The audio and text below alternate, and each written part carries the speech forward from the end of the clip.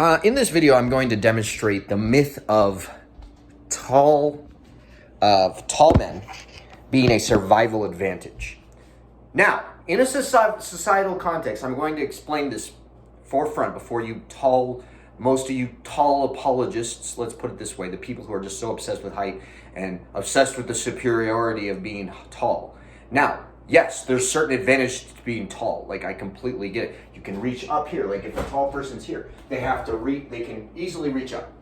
That's the advantage of being tall. That's it. Okay, you have a little bit more reach. So if I was fighting somebody who's taller, I might not be able, in certain circumstances, I am screwed.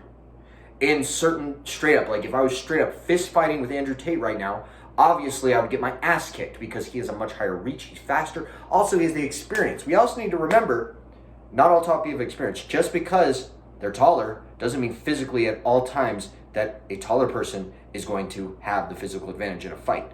We need to also think of it this way. Like, I think honestly, if I have more muscle than a taller person, and there's a skinny little bitch, pretty sure I could take it. All I have to do is freaking, I have more weight, I have more leverage, I have more speed. So I have more advantage over him in that aspect. But we need to understand. So there's a lot of videos I'm watching, bringing up this thing about height. Women tend to bash height. As a smaller guy, I personally am kind of not taking it seriously anymore. I'm sick of the height pill. I'm sick of this insecurity with me. It's an insecurity that has been instilled with me from society, from outer forces. So that means I can either choose to acknowledge being short as a disadvantage, or I can look at the bright side of things instead of the negative side that has been pushed onto me by society. And also, the whole thing about being tall, tallness is a luxury. I want to explain that again. Being tall is a luxury that society has been given. It is not a survival requirement. If that were true, why would all the bugs, you want to know what animals have survived on this earth through every extinction that's ever happened?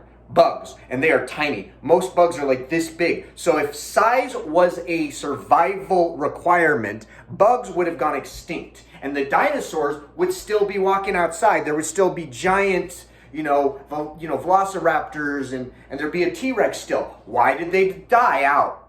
Was it because of the extinction event that hit them? No, the extinction event hit them and killed them because they required way more energy to survive than a smaller being. Who survived?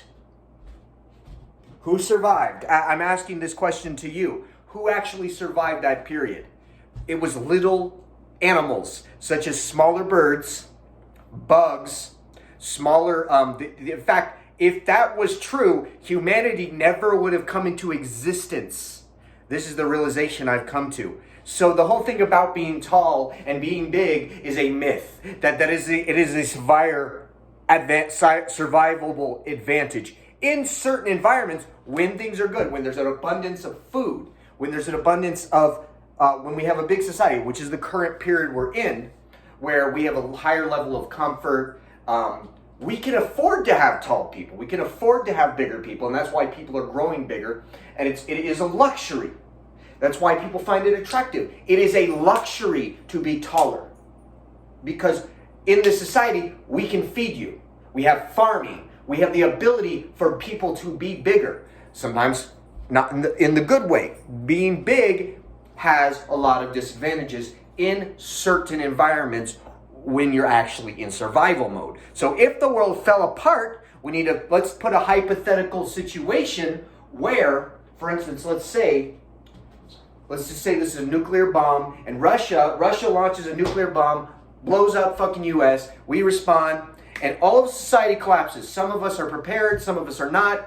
Now, in that situation, let's say if you're a smart person and you're tall and you have a bunker prepared and you're all good, you're going to be fine if you have a lot. But how much food are you going to need versus a tall person versus a shorter person? Now, you will be able to survive as a taller person, even without as much food. I'm not really talking about that, but I'm talking about in the long term, if let's say the supply runs out, let's say some challenge happens. I mean, I could literally, as a smaller person, I could eat one meal a day of barely anything and survive.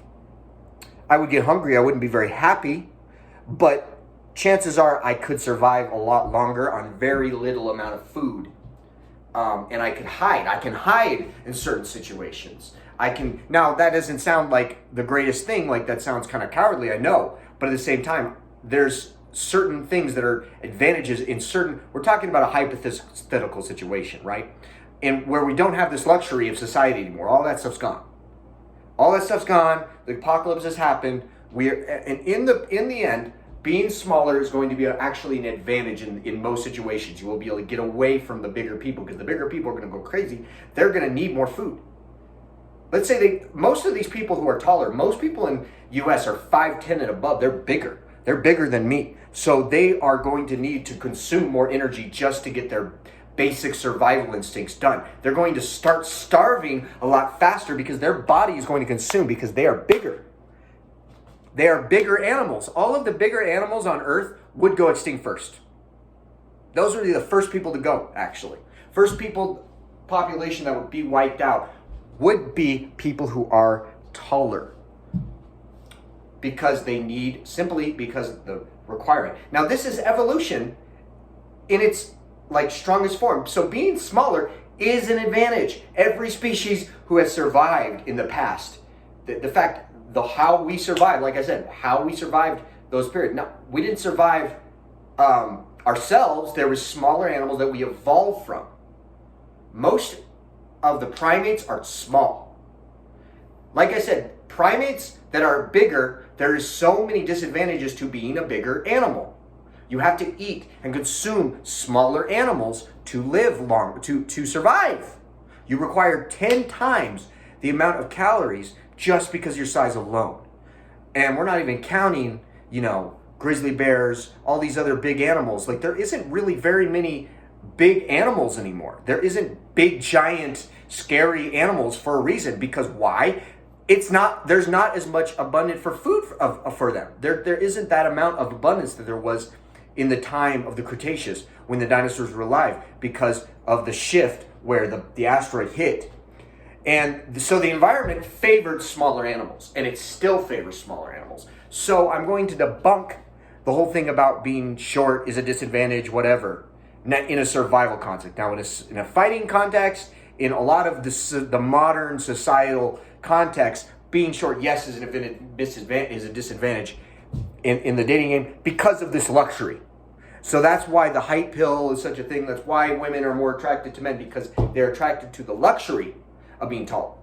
They're attracted to that gene. Oh, this is a luxury. They understand this is a luxury. It's like luxury, also being vegan. Being vegan is a luxury.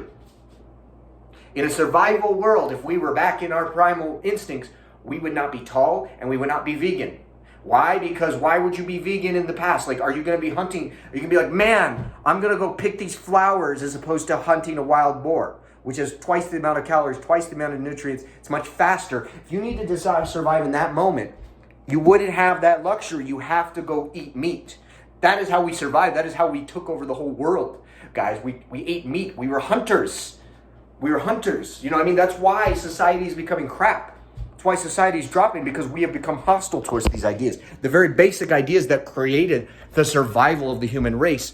And so that's why I think there's a lot of hostility towards shorter men, because the advantage has gone down. Because at the time, I don't think that men were very tall in the past. In most countries, people are not over 6 foot. This is all a luxury that has been brought on by modern civilization, and is not, I'm going to say it is not an advantage in a survival scenario. So in extreme survival scenarios, when we're talking about if somebody is robbing you, or if a guy who is 6 foot brute breaks into your house and you're smaller and you got to defend with your fists.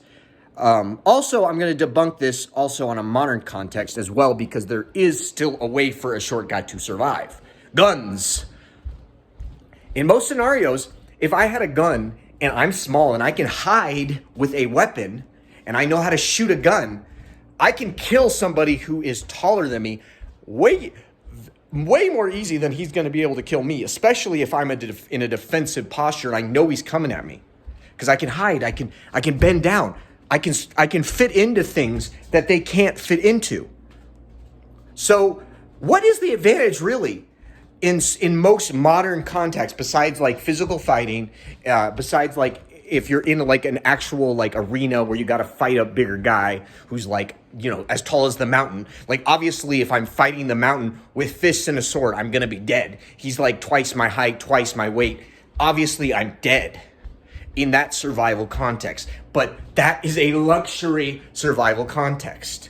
You understand that the mountain got there because he has the genes that were created by excesses amount of food, excesses amount of luxury, and excesses around it. So we are debunking the hype pill right now and saying that in certain situations, yes, it's a disadvantage. In certain situations, it is an advantage. So the fact that society looks at being short as a complete disadvantage is frankly bullshit. So if you're a shorter guy, I want you to take this video, share it, and use it to inspire others.